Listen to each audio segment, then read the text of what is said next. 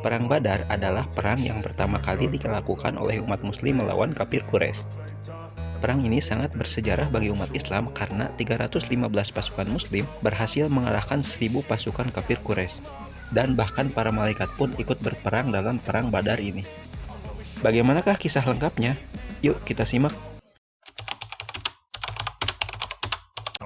Perang Badar ini adalah perang besar pertama yang dilakukan oleh kaum muslimin melawan kafir Quraisy. Perang ini juga disebut Yaumul Furqan atau pemisahan antara hak dan yang batil. Perang ini sangat penting karena kemenangan di perang ini menentukan eksistensi Islam di masa mendatang. Dan perang ini adalah satu-satunya perang yang malaikat pun ikut turun bertempur bersama pasukan kaum muslimin. Dan atas izin Allah Subhanahu wa taala, pasukan muslimin mampu mengalahkan jumlah musuh yang 3 kali lipat lebih banyak dari kaum muslimin, yaitu sekitar 300 orang melawan 1000 orang. Perang ini terjadi pada 17 Ramadan tahun 2 Hijriah, dan banyak rentetan kejadian sebelum perang ini terjadi. Dan apa sih sebenarnya pemicu sebelum perang ini terjadi? Yuk kita bahas. Ketika Abu Thalib meninggal dunia, yaitu pemimpin Mekah, maka posisinya digantikan oleh Abu Jahal. Nah, Abu Jahal ini melihat eksistensi Muslim yang baru lahir akan mengganggu wibawa kepemimpinan dia. Intinya dia gak sukalah Nabi Muhammad punya banyak pengikut. Dia meneror orang-orang kaum muslimin, menghasut para kaum kafir Quraisy untuk membenci orang-orang muslimin. Orang kafir Quraisy yang masuk agama Islam dikeluarkanlah dari sukunya, saking tidak sukanya Abu Jahal pada kaum muslimin. Kaum musyrikin di Mekah menghalalkan darah kaum muslimin. Mereka dengan lantang menyatakan peperangan kepada kaum muslimin. Akhirnya, karena teror yang berkepanjangan dari kaum musyrikin, memaksa Nabi Muhammad dan para muslimin untuk hijrah ke Madinah pada tahun 622 Masehi. Nah, hal inilah yang menandai kedudukan Nabi Muhammad SAW sebagai pemimpin kaum muslimin. Nah, para kaum muslimin yang hijrah ke Madinah dengan meninggalkan hartanya menjadi sasaran untuk dirampas hartanya dan anak istrinya oleh kaum kafir Quraisy. Kepindahan Nabi SAW ke Madinah disambut baik oleh kaum Ansor, yaitu orang-orang Madinah sendiri. Jadi orang Madinah kita sebut Ansor, dan orang-orang kaum muslimin dari Mekah kita sebut kaum muhajirin. Pada saat itu turunlah wahyu dari Allah Subhanahu wa taala yang mengizinkan Nabi Muhammad untuk memerangi orang yang memerangi kaum muslimin. Jadi pada saat itu kaum muslimin menerapkan ghazwah atau peperangan mempertahankan diri dari serangan musuh. Nah, taktik penyerangan ini berfokus pada upaya mengambil harta benda kapilah-kapilah yang lewat, tentunya untuk bertahan hidup dan menghindari korban jiwa. Jadi para kabilah kaum Quraisy kan lewat dekat Madinah ya, mereka dicegat dan diambil hak kaum muslimin yang telah dirampas oleh kaum musyrikin. Jadi serangan dari kaum muslimin ini kepada kaum kafir Quraisy untuk kembali mengambil harta kaum muslimin yang telah diambil oleh orang-orang kafir Quraisy. Nah, karena serangan-serangan itu, ketegangan antar kelompok Mekah dan Madinah itu semakin panas dan memuncak. Lalu pada Januari 624 Masehi, kaum muslimin yang dipimpin oleh Abdullah menyerang sebuah kapilah dagang Mekah di dekat daerah Naklah, hanya sekitar 40 km dari Mekah. Nah, di serangan ini terjadi kehilangan nyawa dari kelompok kafir Quraisy bernama Ibnu Hadrami. Nah, insiden itu pun menimbulkan kemarahan orang-orang kafir Quraisy di Mekah. Terlebih lagi, peristiwa ini terjadi di bulan Rajab, di mana bulan tersebut adalah bulan yang disucikan oleh orang-orang kafir Quraisy. Mereka menganggap Nabi Muhammad sudah tidak menganggap lagi kesucian bulan yang mereka sucikan. Sementara Rasulullah pun tidak menyangka kalau kejadian itu akan memakan korban jiwa. Tapi walaupun begitu, beliau tidak menyalahkan Abdullah sepenuhnya. Dengan adanya kejadian seperti ini, semakin memupuk terjadinya perang Badar. Pada bulan Ramadan tahun 2 Hijriah, Nabi Muhammad SAW mendapatkan informasi bahwa kapilah dagang besar pimpinan Abu Sufyan yang telah berpulang dagang dari Suriah hendak kembali ke Mekah. Rasulullah SAW pun mengutus 2 sahabat untuk mengkonfirmasi kebenaran berita tersebut. Setelah selesai menyelidiki, 2 sahabat tersebut kembali kepada Rasulullah untuk memberikan informasi bahwa kapilah tersebut, yaitu Abu Sufyan, membawa sekitar 2.500 unta dan hanya dikawal oleh 40 orang. Nah, peluang baik ini dimanfaatkan betul oleh Rasulullah SAW untuk merampas barang dagangan kapilah tersebut, karena ada harta kaum muslimin yang dirampas ketika hijrah. Jadi ceritanya kaum muslimin mau merebut kembali harta mereka. Nah, kala itu Nabi SAW tidak tidak tahu kejadian tersebut akan menimbulkan perang. Maka Rasulullah tidak mengharuskan kaum muslimin untuk ikut dalam perjalanan ini, karena tujuan utamanya adalah merampas harta milik kabilah Abu Sufyan, bukan untuk berperang. Ini perlu ditekankan ya, kaum muslimin ingin mengambil kembali harta-harta mereka yang telah dirampas oleh kaum Quraisy. Salah satunya ya Abu Sufyan itu. Nah, setelah itu pada tanggal 8 Ramadan, Rasulullah pun langsung memimpin pasukan sekitar 313 orang. Ini bukan niat untuk berperang ya, tapi menghadang kabilah Abu Sufyan untuk kembali merampas hartanya. Dalam pasukan tersebut terdapat Abu Bakar, Umar, Ali, dan Hamzah paman Rasulullah SAW. Dalam rombongan tersebut juga terdapat kaum Ansor yang ikut menemani Rasulullah SAW.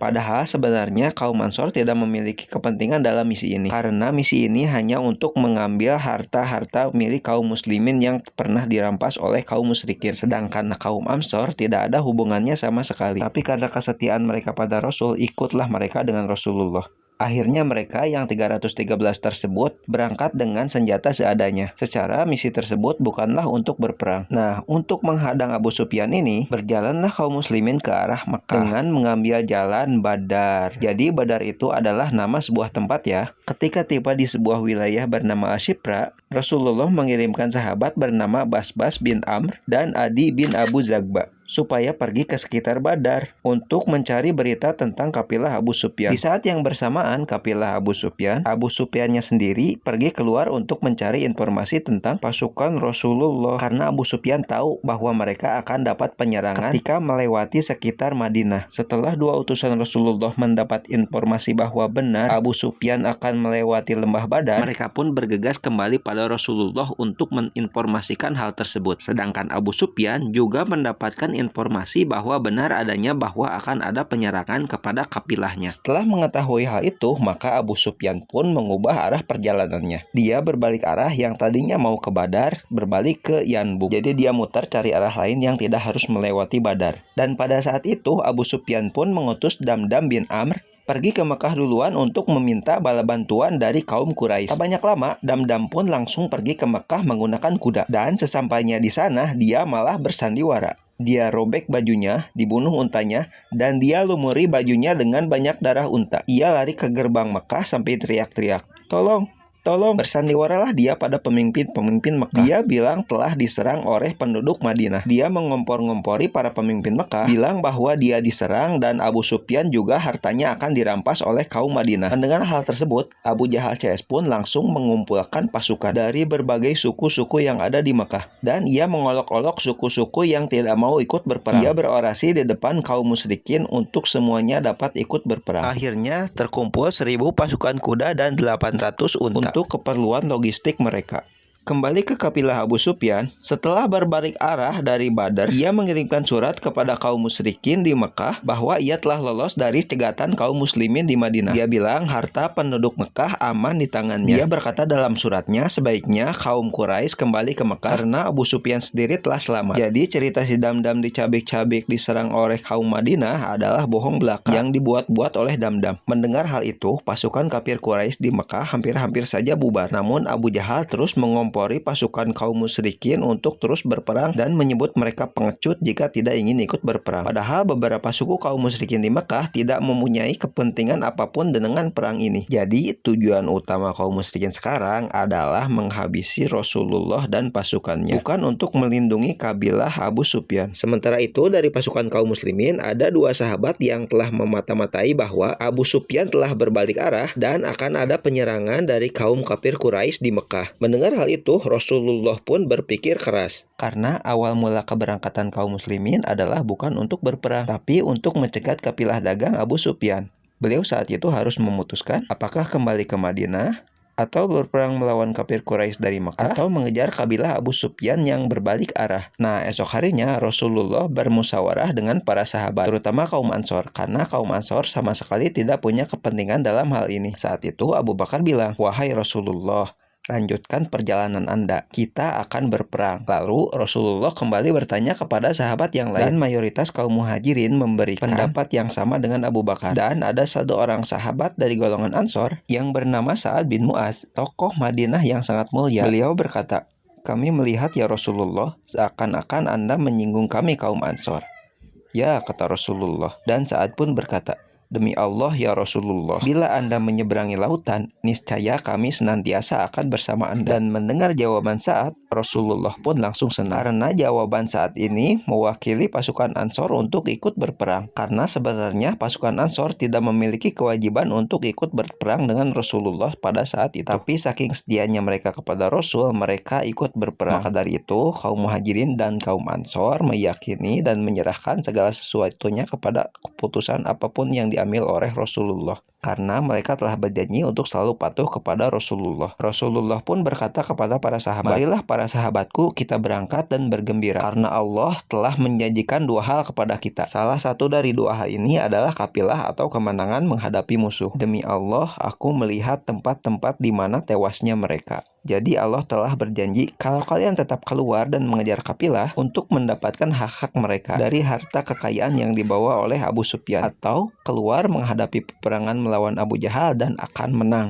Itulah yang sudah dijanjikan oleh Allah kepada Rasulnya. Pokoknya kalau ambil salah satu di antara keduanya pasti berhasil. Jika memilih mengejar kafilah pasti berhasil, dan jika memilih berperang dengan Abu Jahal pasti akan menang. Nah, di hati para kaum muslimin, mereka berharap ingin bertemu dengan kafilah Abu Sufyan dan merampas harta kekayaan yang dibawa oleh Abu Sufyan dan dapat menghindari pertempuran. Namun karena berbagai pertimbangan, Rasulullah pun memutuskan untuk berperang dengan Abu Jahal dan kawan-kawan. Jadi keputusan yang diambil Rasulullah adalah tidak mengejar Abu Sufyan, tapi menghadapi kaum kafir Quraisy dari Mekah di lembah Badar. Pasukan muslimin pun akhirnya bergerak ke lembah Badar dengan formasi yang diinstruksikan oleh Rasulullah SAW. Jarak dari Madinah ke Badar jauh lebih dekat daripada jarak antara Mekah ke Badar. Jadi sudah barang tentu pasukan kaum muslimin lah yang akan sampai duluan ke lembah Badar. Keuntungannya, kaum muslimin bisa menyusun strategi yang jauh lebih baik daripada kaum kafir Quraisy.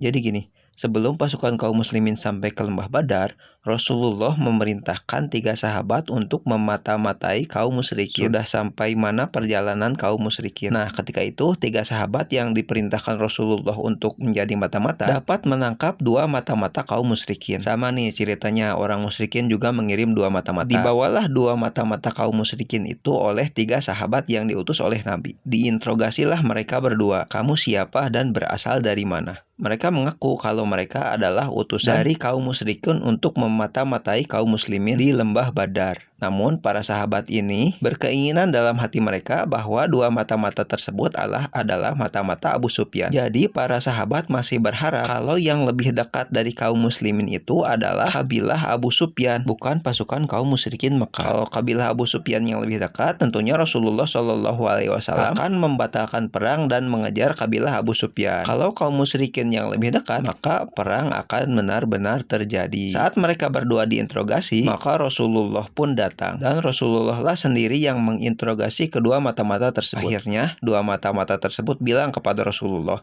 bahwa benar mereka adalah utusan dari Mekah untuk memata-matai kaum muslimin. Dan dari situ jugalah Rasulullah SAW mendapatkan informasi bahwa kaum musyrikin memiliki jumlah pasukan 3 kali lebih besar dari kaum muslimin. Rasulullah tidak menyampaikan informasi ini kepada para pasukan untuk menjaga mental mereka. Rasulullah pun melanjutkan interogasinya kepada 2 orang mata-mata tersebut untuk menyusun strategi terbaik dari kaum muslimin. Nah, setelah itu Rasulullah SAW mengabarkan kepada para pasukannya, beliau bilang Mekah telah menyerahkan jantung hatinya. Maka dari itu kaum muslimin harus pergi malam ini juga ke lembah Badar untuk menentukan wilayah markas kaum muslimin. Para sahabat pun bersiap-siap dan bergegas untuk berangkat ke lembah Badar. Setelah sampai di pagi hari, kaum muslimin tiba di sebelah timur, dan Rasulullah memilihkan kaum muslimin untuk bersiap di sumur pertama, dan sumur tersebut memang paling dekat dengan Madinah. Ketika mendengar perintah tersebut, para sahabat pun diam. Tapi ada salah satu sahabat dari golongan Ansor yang bertanya kepada Rasulullah, "Ya Rasulullah, apakah perintah Anda berasal dari Allah ataukah inisiatif Rasul sendiri?" Dan Rasulullah pun menjawab, "Tidak, ini inisiatifku sendiri." Maka sahabat tersebut yang bernama Al-Habab bin Munzir memberikan masukan kepada Rasulullah tentang strategi perangnya. Dia adalah seorang ahli perang. Dia mengatakan, "Ya Rasulullah, posisi tersebut kurang tepat. Dia menyarankan kepada Rasulullah untuk memindahkan kaum muslimin ke arah barat dan menduduki sumur yang paling dekat dengan posisi yang akan ditempati oleh kafir Quraisy. Mendengar hal tersebut, Rasulullah pun setuju dengan masukan sahabat tadi. Nah, dalam kasus ini bukan berarti Al-Habbab lancang kepada Rasulullah, tapi memang Rasulullah sendiri yang bertanya kepada ahlinya. Secara Al-Habbab adalah memang benar seorang ahli perang. Rasulullah pun memerintahkan kepada para sahabat agar sumur-sumur lain pun ditimbun, sehingga kafir Quraisy terpaksa akan berperang dengan kaum muslimin untuk memperebutkan sumur yang satu-satunya sudah dikuasai oleh kaum muslimin. Nah, dan muslimin pun dapat dikatakan menguasai medan pertempuran. Singkat cerita, setelah para kaum muslimin seharian bersiap untuk menghadapi perang, terjadilah hujan yang rintik-rintik di kalangan kaum muslimin. Mereka pun tertidur pulas. Sedang di kalangan kaum musyrikin sana, dikabarkan terjadi hujan yang sangat lebat sekali, sehingga para pasukan musyrikin sama sekali tidak bisa tidur, dan baju-baju mereka berat sekali dengan air hujan. Para ahli bilang, kejadian ini adalah bagian dari bentuk pertolongan Allah.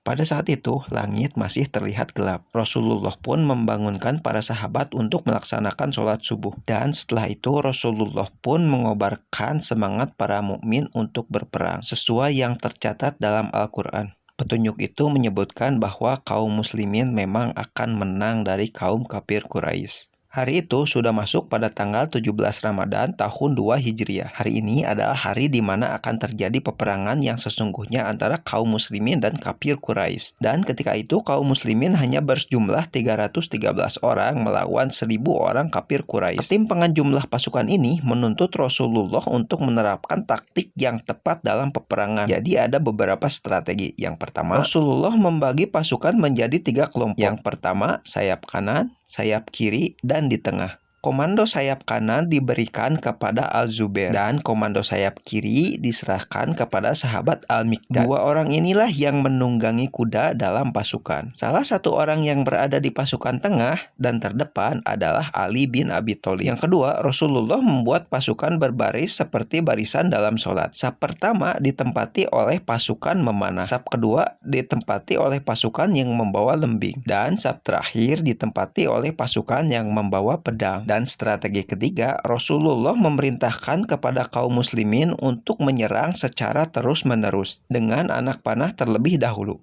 Ketika musuh sudah mendekat, maka gunakanlah lembing. Dan terakhir, ketika berhadap-hadapan, maka keluarkanlah pasukan ketiga, yaitu pasukan pedang. Tentunya setelah mendapat aba-aba dari Rasulullah SAW. Dan strategi keempat adalah kaum muslimin tidak boleh gegabah dalam menggunakan senjata. Nah, dalam strategi perang menggunakan bersab sendiri masih tergolong baru. Biasanya masyarakat Arab ketika bertempur langsung saja berlari menyerang musuh-musuh. Hal tersebut tidak dilakukan Rasulullah SAW karena keterbatasan jumlah pasukan. Selain itu, beliau juga ingin menunjukkan bahwa yang memulai pertempuran adalah kalangan kaum kafir Quraisy. Sementara pasukan muslimin bersiap-siap untuk mengambil posisi mereka masing-masing, Rasulullah berjalan masuk ke tenda ditemani oleh Abu Bakar. Di saat ini pun pasukan musyrikin telah tiba di lembah Badar, dan Rasulullah pun menunggu isyarat perang yang ditunjukkan kaum kafir Quraisy. Beliau tidak ingin memulai perang duluan. Beliau tidak akan menyerang jika tidak diserang terlebih dahulu oleh musuh. Nah, pasukan musyrikin yang sampai di tempat mencari sumur karena mereka kehausan. Padahal sumur-sumur di sana telah ditimbun oleh para kaum muslimin. Terpaksalah mereka mendatangi satu-satunya sumur yang telah dikuasai oleh para kaum muslimin. Mereka datang dari sebelah barat menuju timur. Tentunya matahari menyilaukan mata-mata mereka. Kejadian ini Allah seolah menampakkan bahwa jumlah kaum muslimin yang lebih sedikit terlihat jauh lebih besar daripada jumlah kaum kafir Quraisy. Oleh karena itu, muncullah keberanian dan semangat para pasukan muslimin. Sebagaimana tercatat dalam Al-Quran, surat Al-Anfal ayat 44. Karena detail cerita perang ini sangat panjang, kita akan bagi video ini menjadi 2 bagian. Terima kasih telah menonton.